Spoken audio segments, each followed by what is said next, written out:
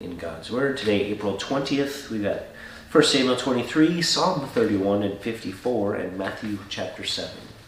We're going to go to Psalm 31, and we're going to read most of this psalm, and that's going to be kind of what we're going to just dwell upon and think about, and maybe talk a little bit, but mostly just allow the words of the psalmist to impact and to minister to you. In you, O Lord, do I take refuge. Let me never be put to shame. In your righteousness deliver me. Incline your ear to me. Rescue me speedily. Be a rock of fortress for me, a strong fortress to save me. For you are my rock and my fortress, and for your name's sake you lead me and guide me. You take me out of the net they have hidden for me, for you are my refuge. Into your hand I commit my spirit. You have redeemed me, O Lord, faithful God. I hate those who pay regard to worthless idols, but I trust in the Lord. I will rejoice and be glad in your steadfast love, because you have seen my affliction. You have known the distress of my soul. You have not delivered me into the hand of the enemy, and you have set my feet in a broad place. There's some pretty powerful things just in those first 7-8 verses. He's rejoicing and he's glad in the steadfast love of God, because he knows God's seen him, and he understands, and he's not delivered him into the enemy, but he set my feet in a broad place. He's taken care of him. Be gracious to me, O Lord, for I'm in distress. My eye is wasted from grief, my soul and my body also. My life is spent with sorrow, my years with sighing. My strength fails because of my iniquity, and my bones waste away. Because of my adversaries I have become a reproach, especially to my neighbors, and an object of dread to my acquaintances. Those who see me in the street flee from me. I have been forgotten like one who is dead. I have become like a broken vessel. I hear the whispering of many. Terror on every side as they scheme together against me, as they plot to take my life. So he's just kind of walking through. Here's how things are going. It's not good. But, verse 14, I trust in you, O Lord. I say, you are my God. It is almost like self-talk.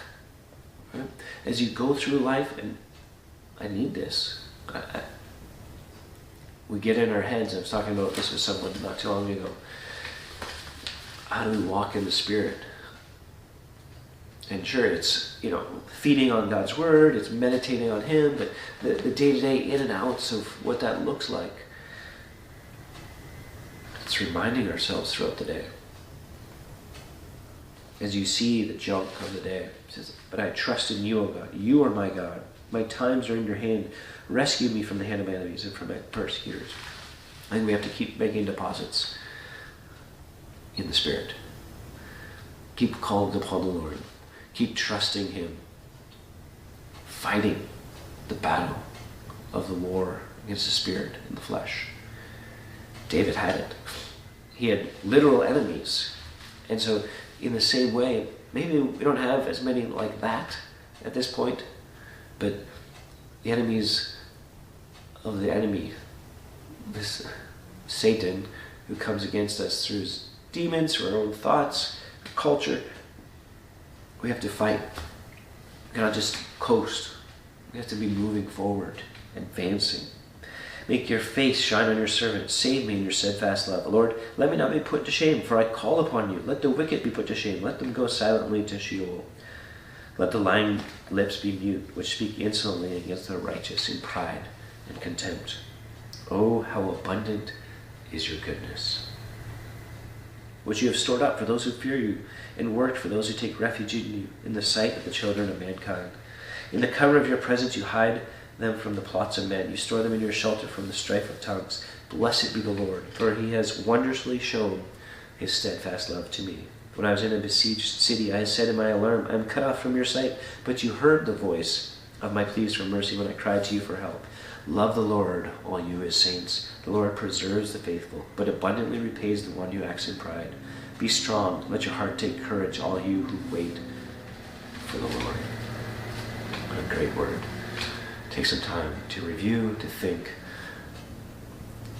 to be renewed in your mind today. Until next time, keep growing, little by little.